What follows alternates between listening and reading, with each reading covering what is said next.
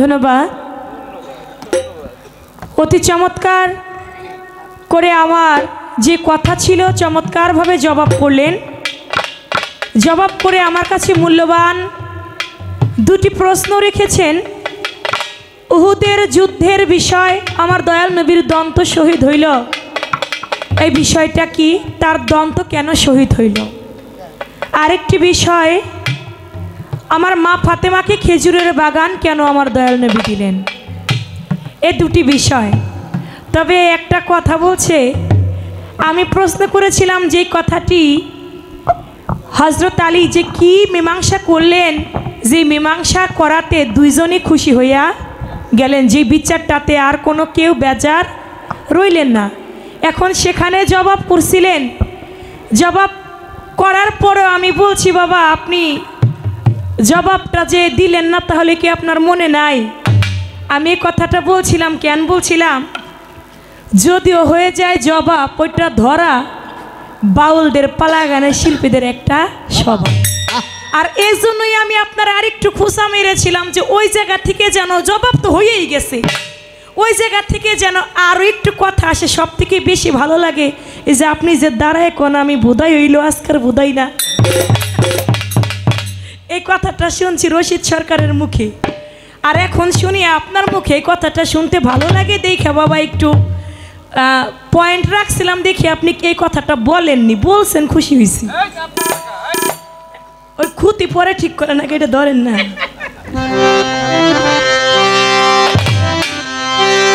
প্রশ্ন করেছেন, আমি জবাবে আসবো মূল্যবান দুটি কথা। আগে পালা থেকে একটি গান রাখি, তারপরে আমি জবাব দুটি ছোট করে দিয়ে ছোট্ট করে একটি প্রশ্ন রাখবো। পালার দিকটা আস্তে আস্তে করে একটু একটু করে ছোট রাখার চেষ্টা করব।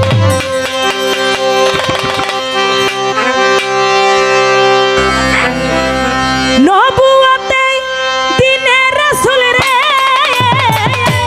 সেজে খেলছে ধরায়, সেজে খেলছে ধরায়, নবীর নবুয়াতে না এলে কি তারে চিনা যায়, নবীর নবুয়াতে না এলে কি তারে চিনা যায়, নবীর নবুয়াতে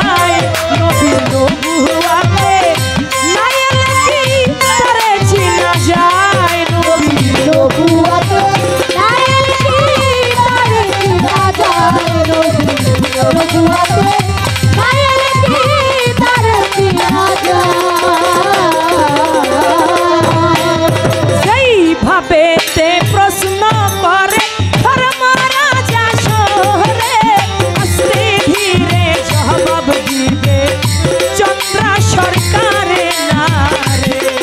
ওরে যেই ভাবেতে প্রশ্ন করে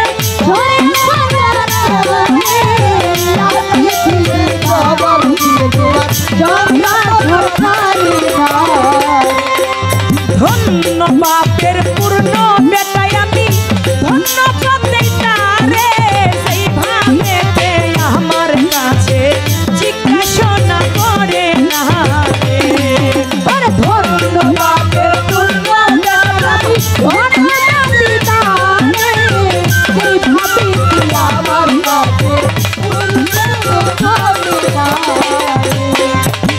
আমার কাছে জিজ্ঞাসা করে আসরে দাঁড়াইয়া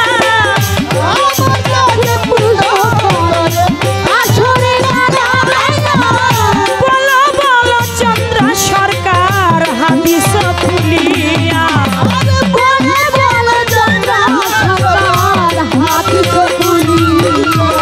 বাকি কিছু রাখবো না আমি করবো আপনার বর্ণনা বাকি কিছু রাখবো না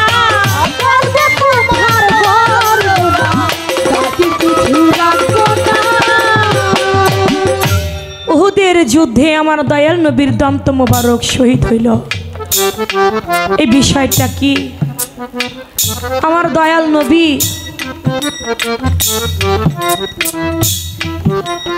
বদরের যুদ্ধ করেছিলেন, যে যুদ্ধে আমার দয়াল নবী মুসলমান যারা তারা বিজয় লাভ করলেন, কিন্তু যারা বেধর্মী যারা ওই যুদ্ধে হেরে গেলেন। এখন আপনাদের সঙ্গে যদি কারোর সঙ্গে যুদ্ধ হয়, ওই যুদ্ধে যদি তারা হেরে যায়, তাহলে তাদের মনে একটা আক্রোশ থাকবে না? ওদের যেইখানে পাবো ওইখানেই ধরবো, প্রয়োজনে ওদের সঙ্গে আবার দিন তারিখ দিয়া যুদ্ধ ঘোষণা করব। ঠিক তেমনি বদরের যুদ্ধে যারা হেরে গিয়েছিল তারা সবাই মিলে একটা মিটিং করে আবার একটা যুদ্ধ ঘোষণা দিলেন, যে যুদ্ধের নাম হচ্ছে উহুদের যুদ্ধ। ওই উহুদের যুদ্ধে আমার মুসলমান পক্ষের লোক যারা যারা আমার দয়াল নবীর পক্ষের লোক যুদ্ধ করতে করতে একটা সময় বিজয়ের দিকে চলে আসে। ওই সময় উতবা বিন ইবনে জুবাইর নেতৃত্বে আমার দয়াল নবী আদেশ করে, তোমরা জুবাইরের নেতৃত্বে তোমরা যারা এখন আসো, আমরা কিন্তু প্রায় এখন যুদ্ধে জয় হবার সময় আমাদের এসে গেছে, তোমরা জুবাইরের নেতৃত্বে থাকবা। তোমরা খবরদার কেউ কিন্তু এই নেতৃত্ব থেকে তোমরা কিন্তু দূরে সরে যাইও না। কিন্তু কি করলেন তারা? যখন মনে ভাবতেছেন যে যুদ্ধে তো এখন আমরা জিতেই গেছি, ওদের তো এখন সারা শব্দ তেমন একটা পাই না, তখন তারা কি করলো? ওই গনিমতের যেই মালামাল, ওই গনিমতের মালামাল তারা ভাগাভাগ করতে ব্যস্ত হয়ে পড়লো। যখন গনিমতের মালামাল তারা ভাগাভাগ করতে ব্যস্ত হয়ে পড়ে, ওই মুহূর্তেই তারা ওই বেধর্মী বেদিনরা তারা গিয়ে আক্রমণ শুরু করে মুসলমানদের। যখন তারা আক্রমণ শুরু করে, ওই আক্রমণের শিকার হয় মুসাইব ইবনে উমায়ের এবং নবীর চাচা আমির হামজা। তখন ওই দুইজন ব্যক্তি মারা যায়। যখন দুইজন ব্যক্তি মারা যায়, আমির হামজা ছিল আমার দয়াল নবীর চাচা। যখন মারা গেল তখন আমার দয়াল নবী মনে মনে ভাবতে লাগলো, আমার ডান হাতটা বুঝি ভেঙে গেল রে, আমার ডান হাতটা বুঝি এখন থেকে ভেঙে গেল। যখন এই দুইজন ব্যক্তি মারা গেল, মারা যাওয়ার সঙ্গে সঙ্গে সংবাদ পৌঁছে গেল যে আমার দয়াল নবী আর নাই, আমার দয়াল নবী মারা গেছে। এখন মুসলমান যারা তারা মনে মনে ভাবতে থাকে যে আমার দয়াল নবী মারা গেছে, যার জন্য আমরা উহুদের যুদ্ধ করতে আসছি, সেই যদি মারা যায় তাহলে আমরা যুদ্ধ করব কার জন্য? তখন তারা পিছু হুটতে লাগে। যখন পিছু চলতে লাগে, ওই সময় এসে উতবা ইবনে আবু ওয়াক্কাস তিনি পাথর নিক্ষেপ করলো। যখন পাথর নিক্ষেপ করলো ওয়াক্কাস, ওই পাথরটা গিয়ে আমার দয়াল নবীর দন্তের মধ্যে গিয়া লাগলো। ওই ওয়াক্কাসের পাথরে আমার দয়াল নবীর দন্ত মোবারক দুটি শহীদ হইয়া গেল। যখন দন্ত মোবারক শহীদ হইল, তখন কেউ কেউ বলতে লাগে, তোমরা কি বলো, দয়াল নবী মারা গেছে? না, দয়াল নবী তো মারা যান নাই।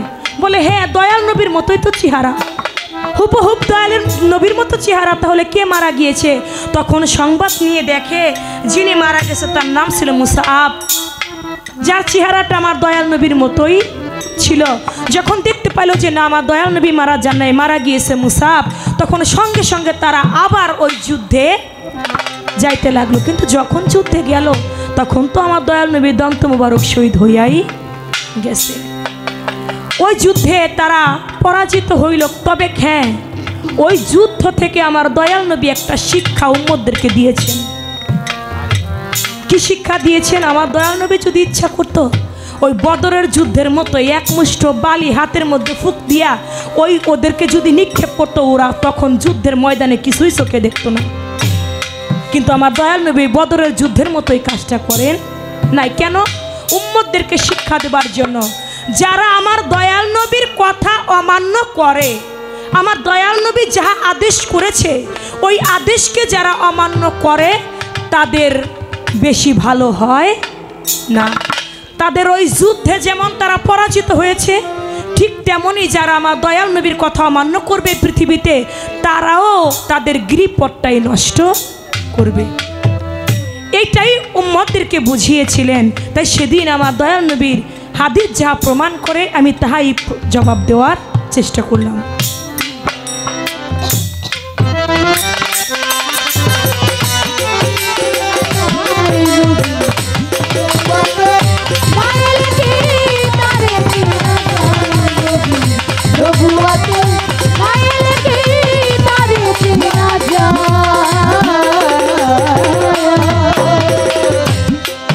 আমার দয়াল নবীর 4 জন মেয়ে ছিল।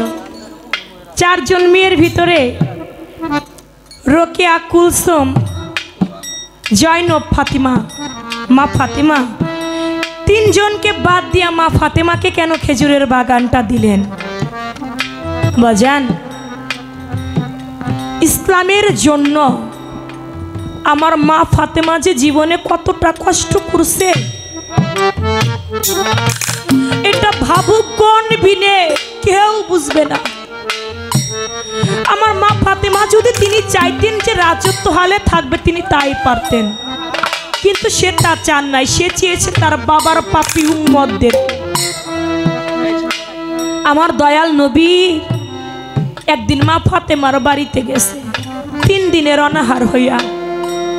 যাইয়া বলতেছে, ফাতেমা, ও মা, তোমার ঘরে কোনো খানা আছে? আমাকে একটু খানা খাইতে দিতে পারো?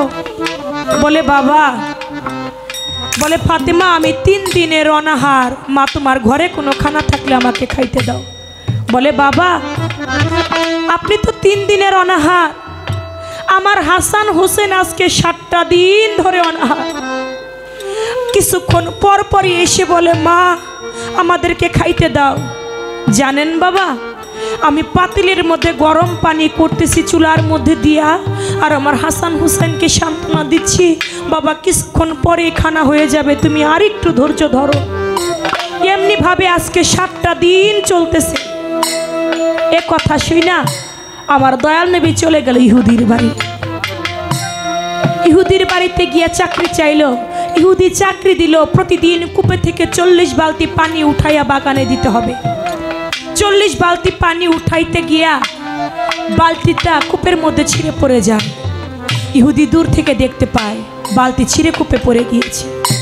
দেখা মাত্র ইহুদি দৌড়াই আইসা আমার দয়াল নবীর গালের মধ্যে একটা থাপ্পড় মারে। যখন থাপ্পড় মারে, আমার দয়াল নবী ইহুদির হাতটা ধইরা বলে, তোমার এই হাত দিয়া তুমি আমার গালের মধ্যে চড় দিলা, না জানি তোমার হাতের মধ্যে তুমি কত ব্যথা পেয়েছ, তুমি আমাকে মাফ করে দিও। এ কথা যখন বলেন, ইহুদি দৌড়ে গিয়ে তার মায়ের কাছে বলেন, মা, পৃথিবীতে এত মানুষ দেখছি, কিন্তু এমন মানুষ আমি আর কোনো দিন দেখি নাই। বলে কেমন মানুষ? বলে আজকে এক ব্যক্তি আমার বাগানে আসে চাকরি খোঁজে, আমি তাকে চাকরি দেই, কিন্তু তাকে চাকরি দিয়েছিলাম কূপে থেকে পানি উঠানোর।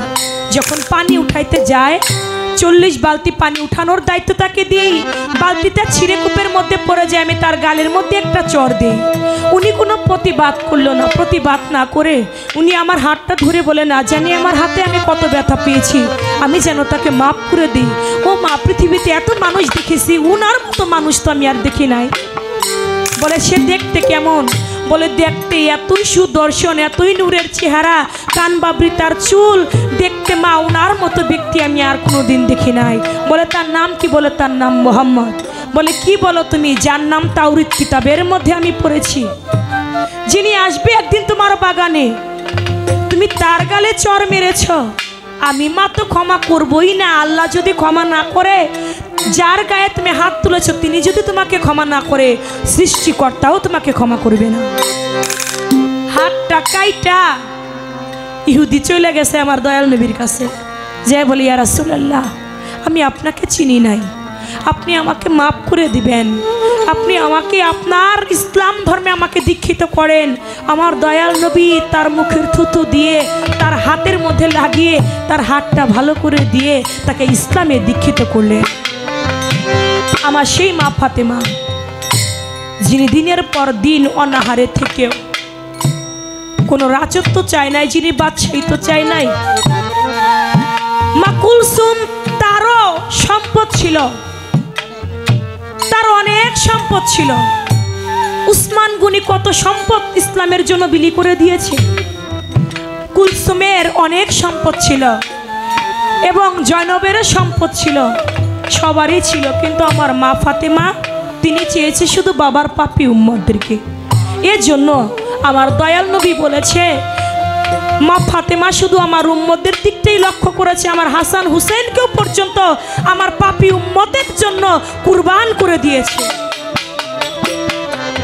যেই মা ফাতেমা উম্মতের জন্য নিজের সন্তানের মহব্বত করে নাই, এজন্য আমার দয়াল নবী তার খেজুরের বাগানটা আমার মা ফাতেমাকে দিয়ে দিয়েছিলেন। মা ফাতেমাকে আল্লাহ পাক যাকে মা বলছে, যাকে আল্লাহ সম্মান করছে, তাকে আমার দয়াল নবী সম্মান করবে না? যাকে আল্লাহ সম্মান করে মা বলে ডাকছে, তাকে আমার দয়াল নবীও সম্মান সূচনা করে খেজুরের বাগানটা তাকেই দিয়েছে। এই ছিল আমার বাবাজির কথা, আমি তার জবাব করলাম। ছোট্ট করে একটা প্রশ্ন কি রাখবো বাবা? রাখি না? আপনি বলবেন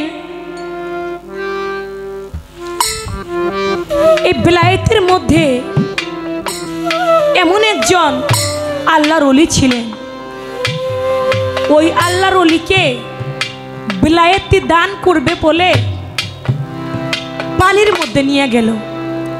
পানির মধ্যে নিয়া পানির মধ্যে থেকে তাকে একটা মানুষকে যেমনি করে পানির মধ্যে আক্রমণ করলে যেমনি করে চুবায়, জ্বরে আর রাখবো না, ওরে মাইরেই ফেলাও, ঠিক ওই রকম ভাবে একজন ব্যক্তিকে ওই পানির মধ্যে চুবাইছে, চুবাইয়া তাকে বেলায়েত দান করছে। আপনি বলবেন ওই পানির মধ্যে ডুব দেওয়াইয়া তাকে বেলায়েত দান করার কারণ ছিল কি? তাকে যে বেলায়েতটা দান করেছিল ওই বেলায়েতের নাম ছিল কি? ওই ব্যক্তিটা ছিল কে? তার কি কর্ম ছিল যে কর্মের কারণে তাকে পানির মধ্যে নামাইয়া পানির ভিতরে নিয়ে তাকে বেলায়েত দান করলেন? এই একটা কথাই রইল, আর বেশি কথা না।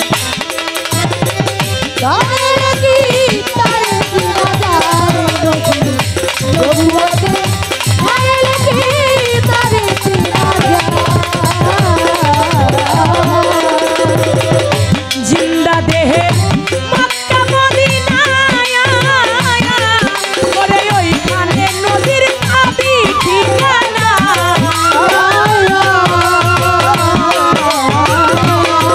সাধক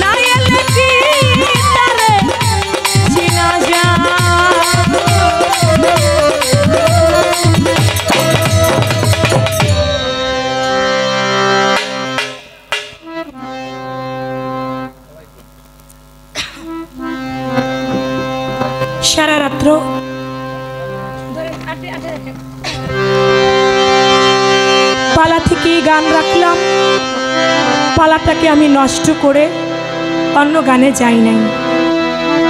আমাকে বলেছেন দরবার থেকে আমি যেন একটি বিচ্ছেদ গান বা দরবারিকে স্মরণ করে একটি গান আমি রাখি। তো আমার বাবাজি চমৎকার করে তিনি একটি ভাব বিচ্ছেদের আসর আমাদেরকে দিলেন, বিচ্ছেদ গান রাখলেন। তো আমিও একটি বিচ্ছেদ গান রাখবো। একটি গান দরবার থেকে আমাকে নির্দেশ করেছেন, আমার একটি গাওয়া গান, আমি ময়না ময়না বইলা কত ডাকি রে ময়না। এখন রাত্র 2টা বাজছে না? 2টা পার হয়েছে? আচ্ছা, তাহলে আমি এই বিচ্ছেদটি এখনই গাওয়া চলে। যখন যেই বিচ্ছেদ তখন ওই বিচ্ছেদই গাইতে হয়। তো আমি সেদিকে লক্ষ্য করে সেই দরবারকে যেহেতু আমাকে বলেছেন, আমি সেদিকে লক্ষ্য করে সেই গানটি রাখছি। ধন্যবাদ।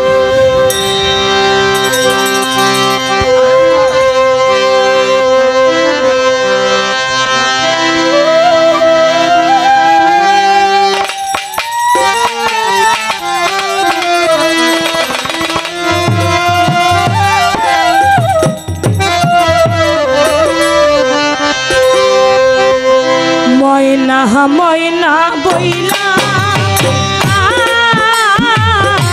ডাকি রে ময়না, ময়না ময়না কয়া ডাকি রে ময়না। ও হারে ময়না একবার চা ফিরিয়া রে, ও হারে ময়না একবার চা ফিরিয়া রে। তুমি শেষ ঘুমে ঘুমাইছো আমার ময়না রে, কি ঘুমে ঘুমাইলো আমার ময়না রে, শেষ ঘুমে ঘুমাইলো আমার ময়না রে, কাল ঘুমে ঘুমাইলো আমার ময়না রে, ঘুমে ঘুমাইলো আমার ময়না রে। আগে যদি জানতাম আমি রে ময়না, আগে যদি জানতাম আমি রে ময়না, আগে যদি জানতাম আমি রে ময়না। ও হারে ময়না যাইবা রে সারিয়া রে, ও হারে ময়না যাইবা রে সারিয়া রে, ও হারে চিন সাজাইবা রে সারিয়া রে। তুমি শেষ ঘুমে ঘুমাইছো আমার ময়না রে, কি ঘুমে ঘুমাইলো আমার ময়না রে, শেষ ঘুমে ঘুমাইলো আমার ময়না রে, কাল ঘুমে ঘুমাইলো আমার ময়না রে। ময়না ময়না বইলা আমি কত ডাকি রে ময়না, ওহারে ময়না একবার চাও ফিরিয়া, তুমি শেষ ঘুমে ঘুমাইছো আমার ময়না রে। এই গানটাই বিচ্ছেদটা তাদের জন্য। এখানে আজকে যারা গান শুনছে এই জোনা পাগলার দরবারে একেবারেই আমরা 9:30 থেকে গান শুরু করছি, যেহেতু আগেই গানটা শুরু হয়েছে। আমরা 9টার সময় স্টেজে আমাদের ছেলেপেলেরা আসছে, গানটা আগেই শুরু হয়ে গেছে। অন্যান্য দরবারে 10টার পরে গান শুরু হয়, কিন্তু আজকের গানটা একভাবে এখনো যে আশেকানগণ আছেন অত্যন্ত গভীর মনোযোগ সহকারে আমাদের গানগুলো শ্রবণ করছে। ছোট জানাবো না, ধন্যবাদ দেব না, শ্রদ্ধা জানাই সর্বচরণে। শতবৃক্ষ চন্দন যদি থাকে, তার মধ্যে একটা শাওরা গাছ থাকলে ওর মধ্যে আর শাওরার গন্ধ পাওয়া যায় না, ওটাও চন্দনে পরিণত হয়। মহৎ ব্যক্তি যদি রাগান্বিতও হয়, তাহলে মনে করবেন কণ্ঠের এক পাশে সান্ত্বনার বাণী তার আছে।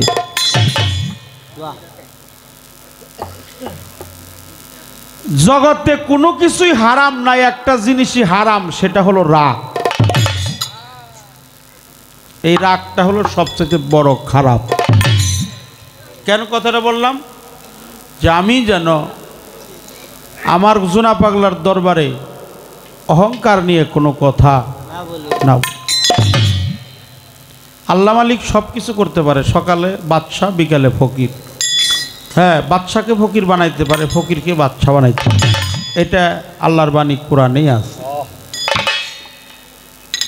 অহংকারে মানুষের পতনের মূল হয়।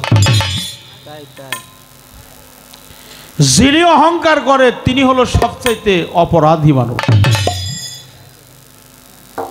এই জন্য অলিয়া উলিয়ার দরবারে আসি, ঘোরাফেরা করি, সুরের মাধ্যমে হোক বলার চেষ্টা করি, অনেক ভুল ত্রুটি হয়। তারপরও দয়ালের দরবার থেকে আমরা যেন বঞ্চিত না হই। রহমতের নজরে আমি যেন কথা বলতে পারি। এখন তো রাতের একেবারে শেষ পর্যায়ে চলে আসছে, আমরা যেন আল্লাহর রহমত থেকে বঞ্চিত না হই, আমরা যেন মালিকের রহমত পাই। সনাতন ধর্মে একটা কথা আছে, মাকাঙ্কারা তিবা চালাং লং হুইতে গিরিং তকিপাত মহং বঙ্গে পরমানন্দ মাধবং। অর্থাৎ এই কথাটা হলো, যিনি বধির ব্যক্তি সেও কানে শোনে যদি সাধুগুরু বৈষ্ণবের আশীর্বাদ তার মধ্যে, অন্ধ ব্যক্তিও চোখে দেখে। যে বলে আমি বেশি জানি, প্রভু বলে আমি তারে পশুর মধ্যে রাখি। যে বেশি জানে কিন্তু মানে না, সে পশুর চাইতেও খারাপ। কথাটা এই জন্যই বললাম। যে বলে আমি বেশি বেশি জানি, আমার মতো বড় জানলেওয়ালা আর নাই। অপরাধ নেন না, সবচেয়ে বেশি জানছিল কে জানেন? সে 9.5 লক্ষ বছর ইবাদত করছে, এর নাম কি? হ্যাঁ, হে হলো বেশি জানে। বেশি যে জানে হে হলো শয়তান। জানে কিন্তু মানে না। এই জন্য আমরা যেন জানবো কম, মানবোটা বেশি। গুরু অনেকেই ধরার কথা আইন আছে, আল্লাহর কোরআন আছে, রসুল পাকের হাদিস শরীফ আছে, কিন্তু গুরু বাড়ি গমনাগমন নাই, আসা যাওয়া নাই, গুরু কর্ম বাস্তবায়ন নাই, সাক্ষাৎ নাই। কিন্তু অন্তরে সাবুত করতে হবে। মুর্শিদ হলো সাবুত করার বিষয়। এই বেলায়াতটাও এমনই একটা বস্তু, এটা কেবল গুরু ভক্তের মাঝে লেনা এবং দেনা, আদান প্রদান হয় ভক্তের কাছে আর গুরুর কাছে। কারণ রসুল পাক দিয়েছিল আলীরে, আলী দিয়েছিল 6 জনকে। তথাপি আজ পর্যন্ত এই বেলায়েতের ধারাটা, সূত্রটা, হ্যাঁ, চ্যানেলটা আমাদের মাঝে কাল কিয়ামত পর্যন্ত বহাল থাকবে। তাই মুর্শিদ কোনো সাধারণ বস্তু না, এটা পীরের দরবার, মুর্শিদের দরবারে, জোড়া পাগলার দরবারে, আমার করমচাঁদের দরবারে, হ্যাঁ, আমার কালাচাঁদের দরবারে আমি হাজারো হাজারো ভক্তি শ্রদ্ধা রাখি। আমার হযরত আলীর দরবারে পানিতে চুবাইয়া চুবাইয়া কারে বেলায়েত দিল। হ্যাঁ, এইটা ওই পানিতে যে তারে দিল, মানে একজনে যাইতে আবার পানি দিয়ে তারে বেলায়েত দিতে পারে, অসুবিধা কি?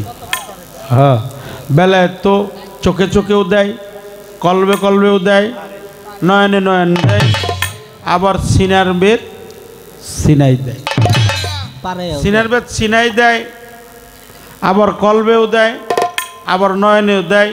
গুরুর বাড়ি, ভক্তের বাড়ি, বিনা তারে তার লাগাবি। তোর গুরুর কালবে উঠলে ফায়াস, তার কলবে আলাপ পাবি। এশকেতে এলাহি পাবি, প্রেম রসে থাকো ডুবি। গুরুজি দিয়েছে বাক্স সঙ্গে দিছে তালা চাবি, ওই তালা সময় মতো খুললে পরে দেখতে পাবি সোনার ছবি, মাওলার ছবি। তাই মুর্শিদ কোনো সাধারণ বস্তু না, আমরা যেন মুর্শিদকে সাধারণ মানুষ না ভাবি। আপনারা যারা আছেন একটু এগিয়ে আসেন, একটু এগিয়ে আইলে হ্যাঁ চাইবে বসলে হ্যাঁ হ্যাঁ বাহ, ওই যে মুরব্বী বুঝে গেছে। একটু রহমতের সময় আমাকে নিয়ে রহমত থেকে যেন আমরা বারবার বলি, আমরা আমার কথায় যারা এগিয়ে আসতেছেন আমি তাদের প্রতি শ্রদ্ধা জানাই, ভক্তি জানাই, ভালোবাসা জানাই। একটা গান করব বেলায়েতের। যার মুর্শিদ সাবুদ হয় নাই তার কোনো এলেমি মালিকের দরবারে কবুল হবে না। মুর্শিদকে সাবুদ করতে হবে। মা চন্দ্রা সরকার, মুর্শিদ হলো সাবুদ করার বিষয়, মুর্শিদ হলো পাঠ করার বিষয়, মুর্শিদ পাঠ করার বিষয়, আর মুর্শিদের ছবিটা হলো ধ্যান করার বিষয়।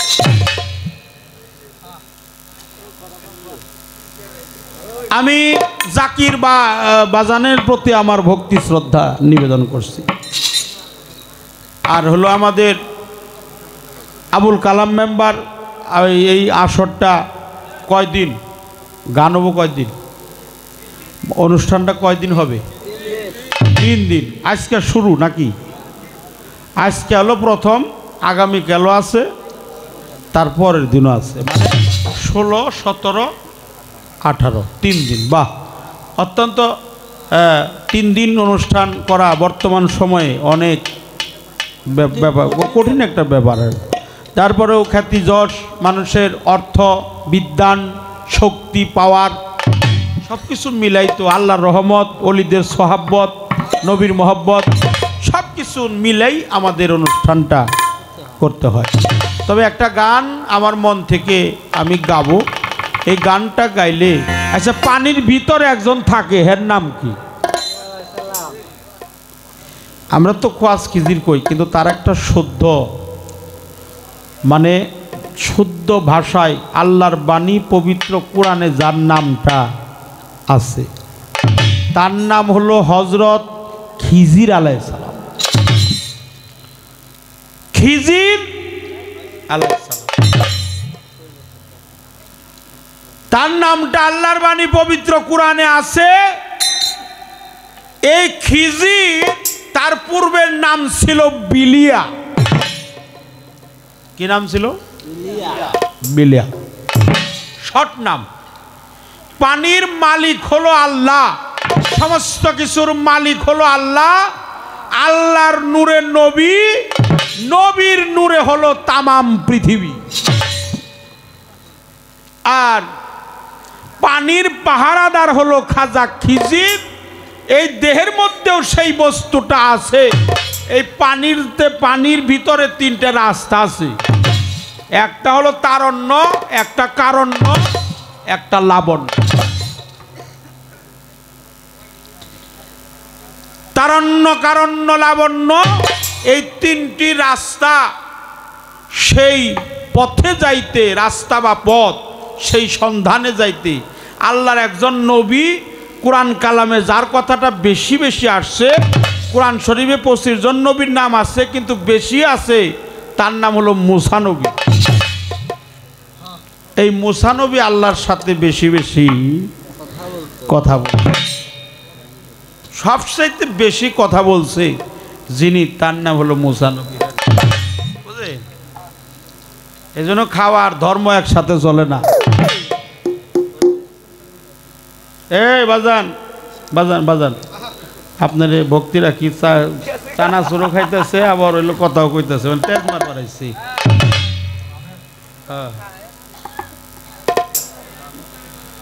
এই জন্য কথাটা বললাম। বিলিয়া,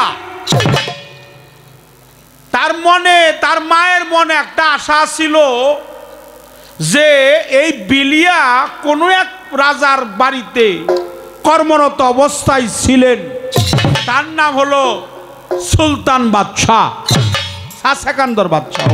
অপরাধ নিয়েন না, এটা ভুল হয়ে গেছে, সুলতান বাদশাহ না, সেকান্দর বাদশাহ। তে যখন বাদশাহী থেকে রাজত্ব থেকে একটু বেড়াবার জন্য গিয়েছিল মরুভূমি প্রান্তরে, হাঁটতে হাঁটতে একটা পাহাড়ের গুহার মধ্যে পৌঁছায়। যখন পাহাড়ের গুহার মধ্যে পৌঁছায় ওনার তখন পানি পিপাসা লাগে যায়, তখন পানির অন্বেষণ করে। পানির অন্বেষণ করতে গিয়ে দেখে যে একটু পানি এক জায়গায় অবস্থিত আছে। এত সুন্দর পানি, যেমন ডালিমের রোয়ার মতো যেমন বের হয় এরকম টলটলা পানি, ওর মধ্যে কোনো ময়লা আবর্জনা। সেই পানি খেয়েছিল বিলিয়া, এজন্য উনি জেন্দা হয়েছিল। সেই পানির নাম হলো আবহায়াতের পানি। জেন্দা হয়েছে। বড় খাজা খিজির কি মরছে? এখনো আছে। কোথায় আছে? পানির নিচে। এই জন্য পানিতে যেন কেউ পেশাব, এটা একটা শিক্ষণীয় বিষয়। খারাপ বললাম? উনি খাজা খিজির আলাইহিস সালাম পানির ভিতরে আছেন।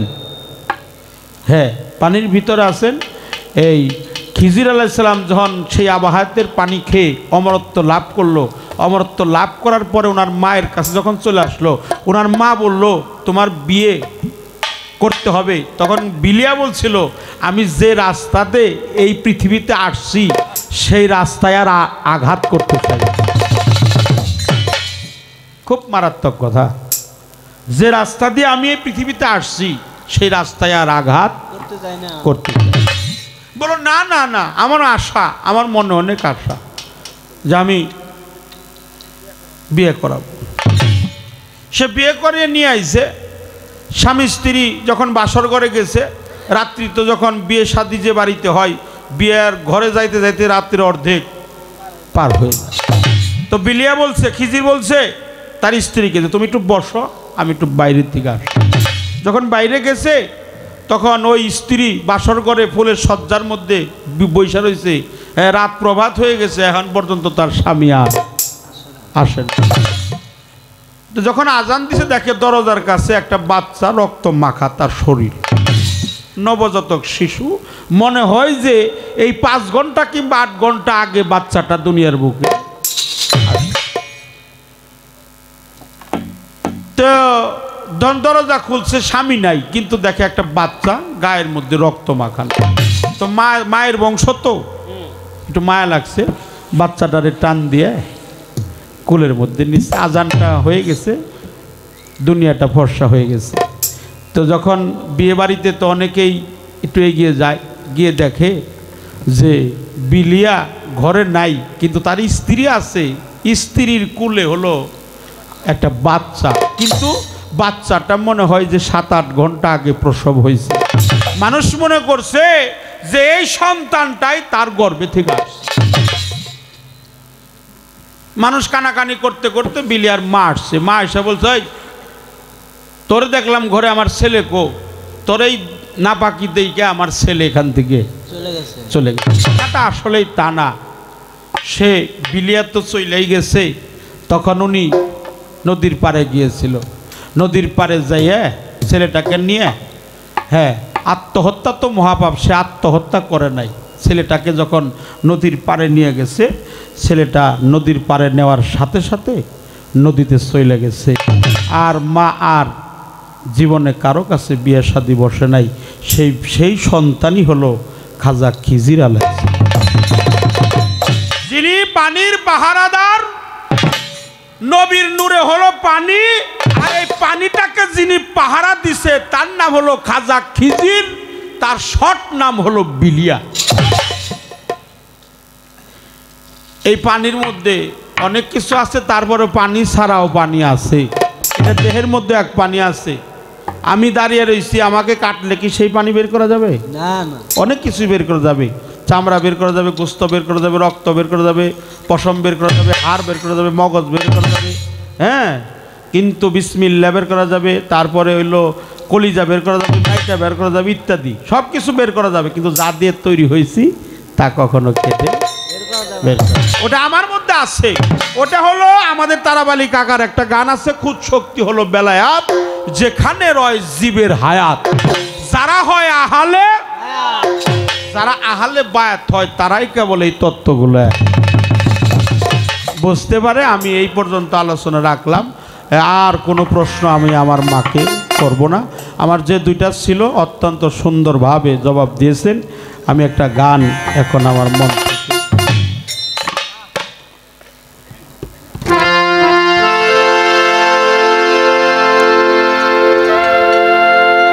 একটা গান আমার মন থেকে একটি বিচার গান রাখবো। বিচার গান করার পরে একটু চেষ্টা করব, যদি মালিকের রহমত হয় তাহলে আমরা যেন আবার একটু ভাবের দরিয়ার মধ্যে জোনা পাগলার দরবারে হাজার ভক্তি শ্রদ্ধা ভালোবাসা জানিয়ে আমার মন থেকে একটি গান আমি সবারই চরণে ভক্তি শ্রদ্ধা রাখি।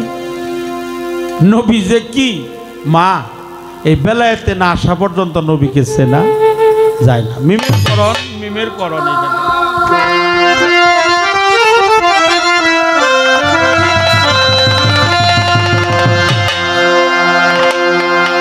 মিমের করণ যে করেছে তার নবী তার সামনে খাড়া।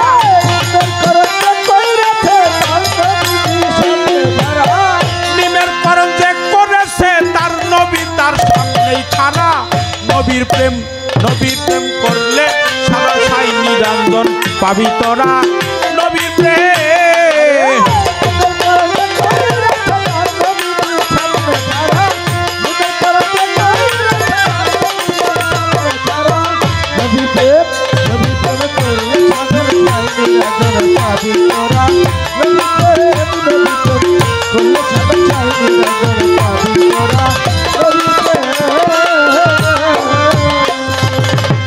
আমার আল্লাহ উনি হলো সৃষ্টিতে মত্ত।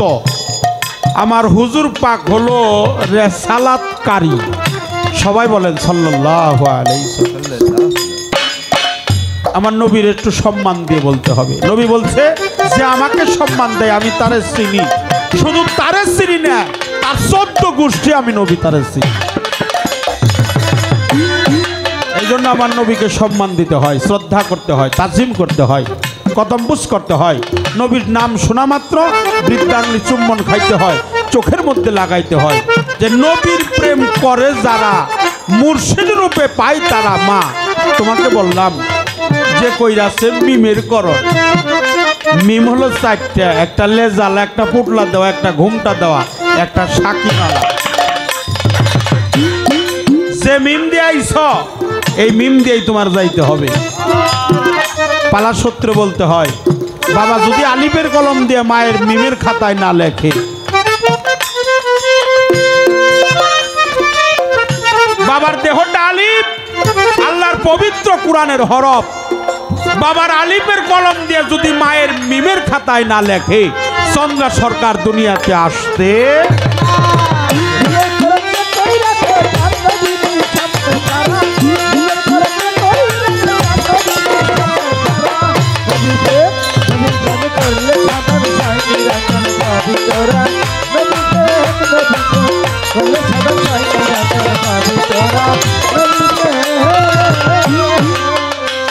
আরে যে কইরাছে মিমের করণ, নবীজির দোসরা করণ,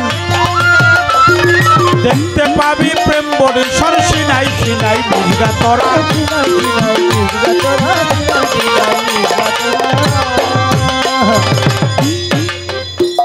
আর যে কইরাছে মিমের করণ, নবীজির দোসরা করণ, দেখতে পাবি প্রেম বরিশর সিনাই সিনাই বুঝগা তোরা।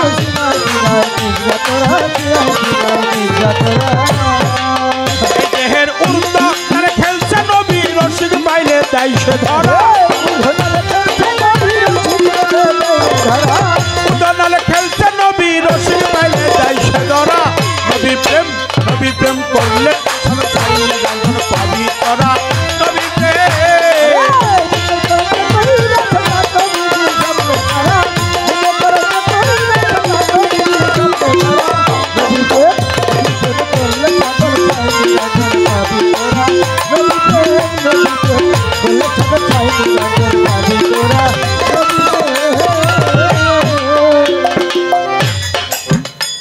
আর ছিল নবী নবুয়াতে খেলা করে বেলায়াতে নবুয়াতার বেলায়াতের মাঝখানে পাতগা তোরা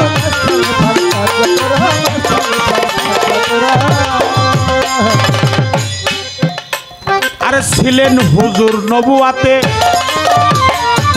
খেলা করে বেলায়াতে নবুয়াতার বেলায়াতের মাঝখানে পাতগা তোরা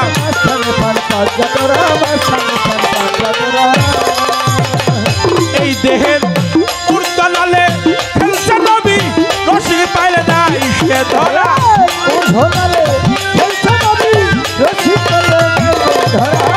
উর্তলালে খেলছে নবী রশি পাইলে নাই সে ধরা নবীর প্রেম করলে সাধন ছাইনি রাঞ্জন পাবি তোরা নবীর প্রেম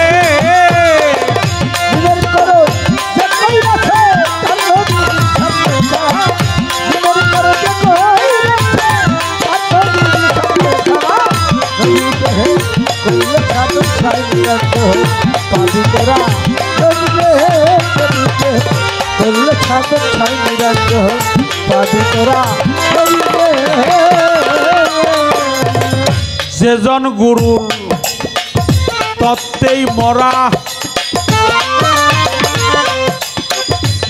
সেই কেবল পাই সারা কাসিমেরও মাথার মতো মাথা বের করে না তারা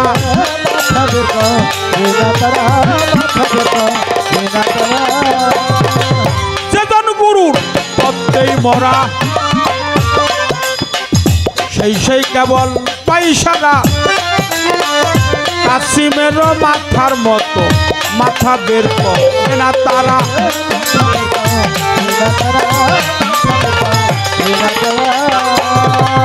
ওরে তারা সুযোগ পেয়ে মুর্শিদ লয়ে কানবের মতো নাই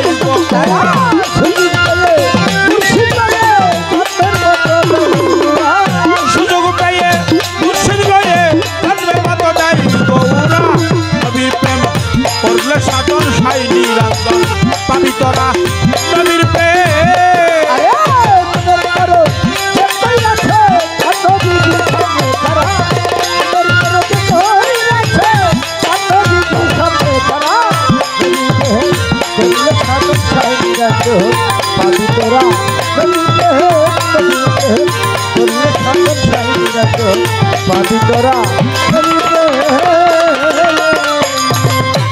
এই গানটার বয়স অনেক ছিল নবী নবুয়াতে কিন্তু খেলা করে এই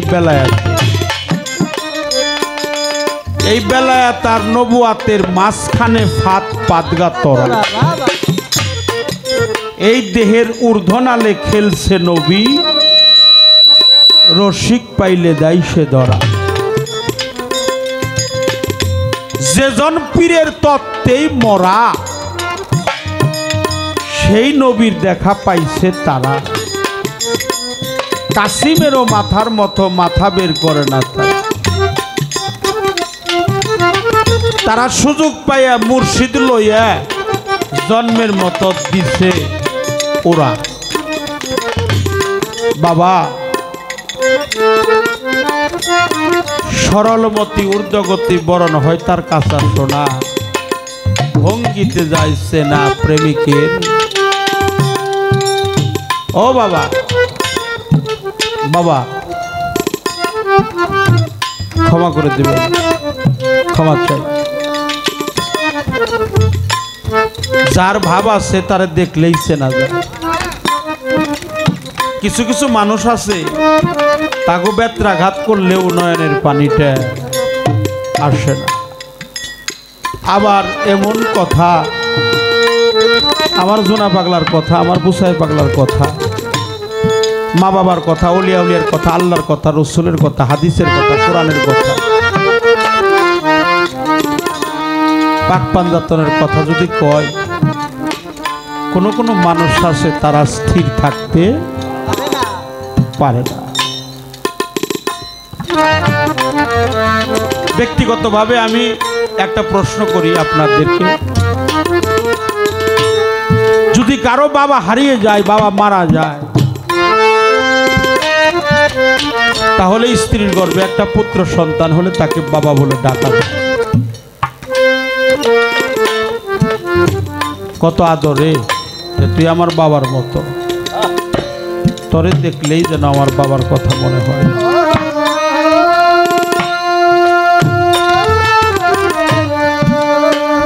আর যদি কারো মা চলে যায়, মেয়েকে মানুষ মা বলে ডাকে, তাই না বাবা? কিন্তু আসলে যে অভাব, সে অভাবটা কি দূর হয়?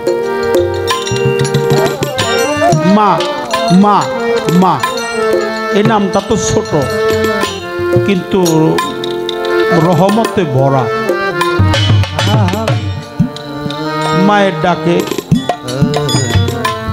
একটাবার কি মানুষ চিন্তা করে যে আমরা পৃথিবীতে আমার মা বাপ যদি না আনতো আমরা কি আসতে পারতাম?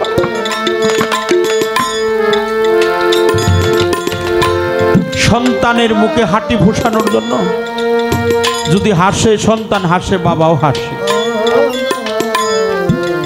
মাটি কাটে, ঠেলা গাড়ি চালায়, ভ্যান চালায়, অটো চালায়, গাড়ি চালায়, পরের বাড়ি কামলা দিয়েও অন্তত হইলো সন্তানের জন্য দুইটা চকলেট নিয়ে আসে। সন্তান খুশি হইলেই বাবা অনেক খুশি। কিন্তু আজ আমি মনে মনে ভাবি, আজ যদি আমার বাবা থাকতো তাহলে আমার প্রাণ ভইরা আমার বাবাকে আমি বাবা বলে ডাকতাম।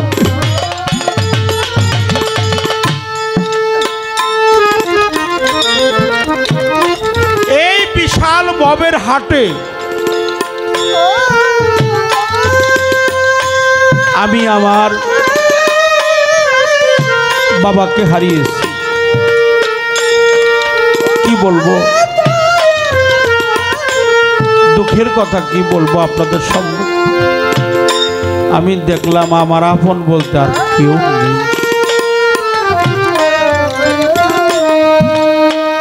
ঘরে যদি একটা পাগল বাবাও থাকে, সারাদিন পরিশ্রম করে সে যদি বাবার মুখটা দেখা যায়, সন্তানের মনে আর কোনো দুঃখ থাকে। আর একটা দুঃখী আছে যে যদি কোনো সন্তান তার মাকে হারিয়ে থাকে,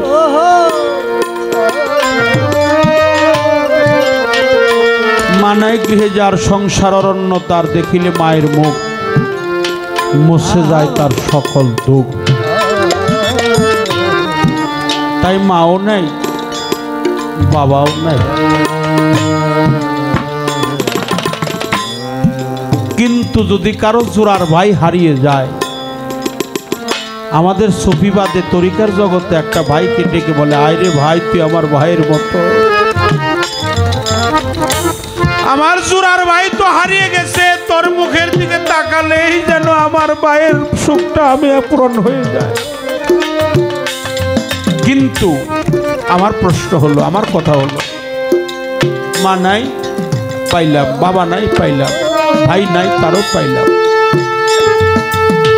কিন্তু জগৎ মাজারে যদি কোনো ভক্তের মুর্শিদ হারিয়ে যায়,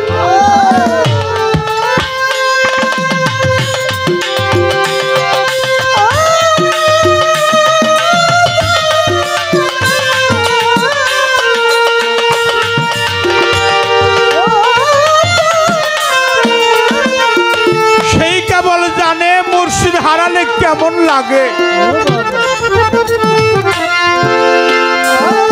একজন ভক্তের কাছে তার গুরু কখনো হারাতে পারে না, কিন্তু আরেফেল ওজুদের মাধ্যমে আর মিলন হবে না, দেখাতে কি হবে না।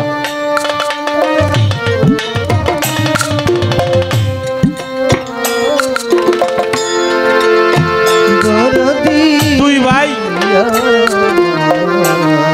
রাস্তাতে চলছে, তো ছোট ভাই কইছে ওই বড় ভাই, বড় ভাই কইছে ছোট ভাই, কত এই জগতের সবচাইতে ভারী বোঝাটা কি? ছোট ভাই তো বুঝতে পারে না, মনে করছে লোহার বোঝাটা ভারী, পাথরের বোঝাটা ভারী। বড় ভাই ঠিক থাকতে পারে নাই, নয়নের জলে বক্ষ ভাসিয়ে দিয়েছে। ছোট ভাই বলছে ভাই তোমাকে প্রশ্ন আমাকে করলে আমি উত্তর দিলাম, এমন করে তুমি কাঁদছ, আমার প্রশ্নের জবাবটা কি সঠিক হয় নাই? বলছে ছোট রে, এই জগতে পাথরের চাইতো বাড়ি বোঝা আছে রে, লোহার বোঝা, পাথরের বোঝা, মাটির বোঝা, এই তিনটা বোঝাই তো ভারী, তার চাইতো বেশি ভারী বোঝা আছে রে, তুই বুঝতে পারস নাই? সেই ভারী বোঝাটা হলো কোন সন্তান যদি তার বাবার লাশটা কাঁধে নিয়ে থাকে,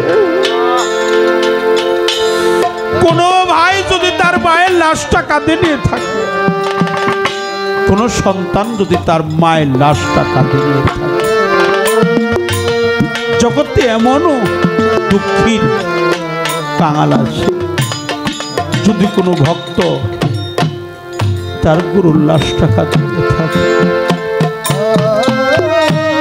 ওই লাশটা যে কত ওজন আমি কি দিয়ে বোঝাবো? আমার সোনা পাগলা কোথায় গেছে, আমার কালাচান কোথায়, আমার করমালি চান কোথায় চলে গেল, আমি কোথায় যে তারে পাবো? আমার মনে যে কত দুঃখ, এই দুঃখ আমি আর কার কাছে জানাবো? তরিকার ভাই জনমে জনমে যেন আমি আমার মুর্শিদ আমার সোনা পাগলের চরণে থাকতে পারি, আমার ইমান চাঁদের চরণে থাকতে পারি, আমার বাসার চাঁদের চরণে থাকতে পারি, আমার রশিদ চান, আমার কালা চান, আমার হযরত আলী।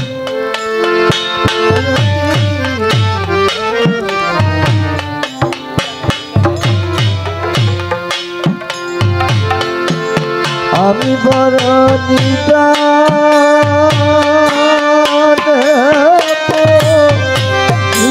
বড়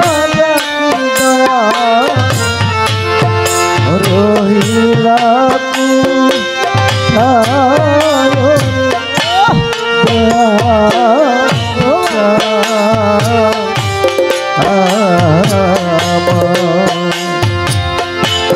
আমি বড়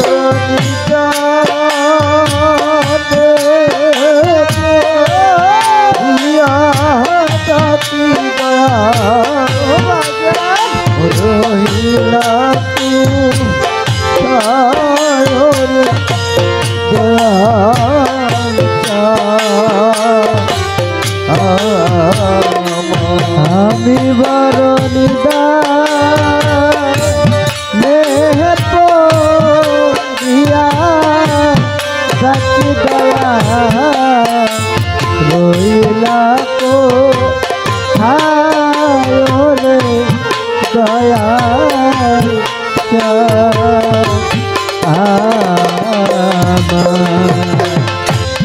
ও দয়া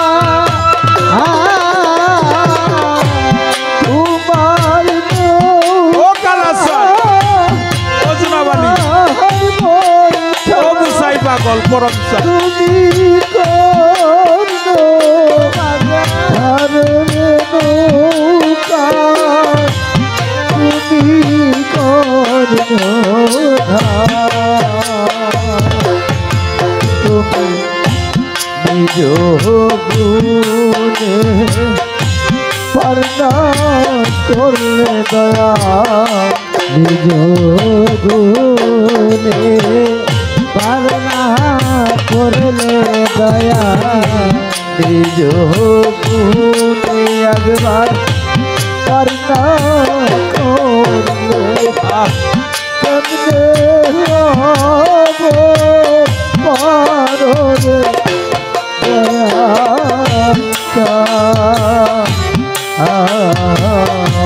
আমি বড় নিদানে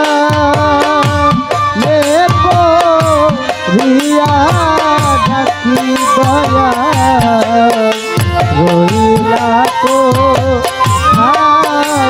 রে রাজা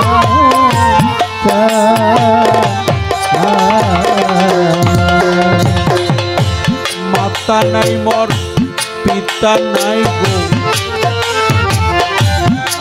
তো জোরার ভাই অসময় নিদানের কালে আমি কার ছায়ায়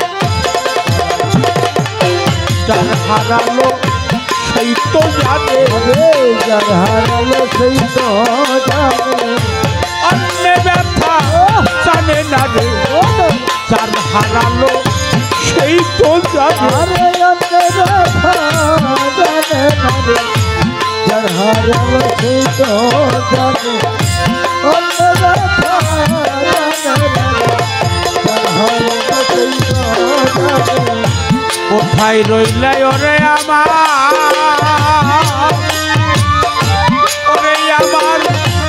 তরিকার ভাই ভাইয়ে জানে ভাইয়ের জ্বালারে যার মরছে জোরার ভাই ভাইয়ে জানে ভাইয়ের জ্বালা রে ভাই জানে ভাইয়ের জ্বালা তরিকার ভাই কলার বালা ভাইয়ে জানে ভাইয়ের জ্বালা আমার তরিকার ভাই গলার মালা ভাই জানে ভাইয়ের জ্বালা তরিকার ভাই গলার মালা ভাই জানে ভাইয়ের জ্বালা কোথায় রইলা তরিকার ভাই আইনা কাছে আয় তোর মুখের দিকে তাকালে যেন আমার মুর্শিদ দেখা যায় আই রে ভাই বক্তে রে ভাই প্রাণটা জুড়াই আই রে ভাই বক্তে আমার মুখে লয়া প্রাণটা জুড়াই আই রে ভাই মুখে লয়া প্রাণটা জুড়াই আই রে ভাই মাতা নাই মোর পিতা নাই গো নাই তো জোরার ভাই সোনাবালির প্রেমের পাগল যারা দেখলেই চেনা যায় মুর্শিদ হারা ভক্ত যারা মুর্শিদ হারা ভক্ত যারা সব তোকে তার চলেই পড়া মুর্শিদ হারা প্রেমিক যারা মুর্শিদ হারা ভক্ত যারা দয়াল হারা যারা ভাই বন্ধু আত্মীয় স্বজন রে তারা সবাই আদর করে আরে তারা সবাই আদর করে মার মতো না নাই দরদি চেরা এই আমার মায়ের যে রাখছে উতারে গো রাখছে আমার মায়ে যে রাখছে উতারে গো রাখছে আমি তারপর ভালো বাসলাম আমি তারপর ভালো বাসলাম জানে তারপর ভালো বাসলাম তার নিকটে জায়গা নাই তার কাছে যাইয়া রে সোনাবালি কোথায় পায় তার কাছে যাইয়া রে আরে যে আমারে করবে আদর যে আমারে করবে আদর তারে যায়া কোথায় পায় তার কাছে যায়া পায় আনজোড়ায় আমার দরদিয়ার ভাবে নাই আর কাছে যায়া আনজোড়ায় আমার বাজার যে ব্যথা লোকানো আছে রে আবুল ভাই আমার পোড়া বুকে ওরে ভাই আমার পুরা আমার ব্যথা আমি বুঝি আর বুঝিবে আমার ব্যথা আর বুঝিবে কে গো আর বুঝিবে কে আমার ব্যথা আর বুঝিবে কে গো আর বুঝিবে কে আমার তোমার সেনা তুই নয় আমার ঘুম আসে না দুই নয়নে তোমার সেনা তুই নয়নে কান্দিয়া নিশি পোহাই তার কাছে